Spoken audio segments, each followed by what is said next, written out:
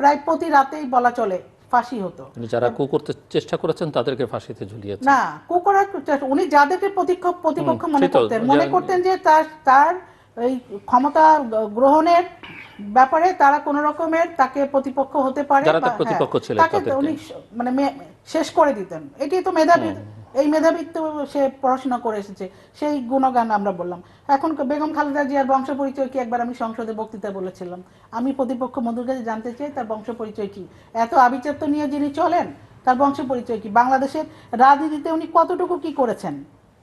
সংসদীয় গণতন্ত্রের ব্যাপারে গণতন্ত্রের প্রবক্তা বলেন, সংসদীয় গণতন্ত্রের প্রবক্তা নাকি মৌলবাদী গণতন্ত্রের প্রবক্তা, মুক্তিযুদ্ধের চেতনার পরিপন্থী রাজনীতির প্রবক্তা? এটা তো এখন তো এটাকে মানে ডিভাইড করার একটা সময় এসেছে। এখন এই যে বলেন কবর, একেবারে কবর, ওখানে নুরানি কবর, ওখান থেকে একেবারে জ্যোতি বেরোচ্ছে।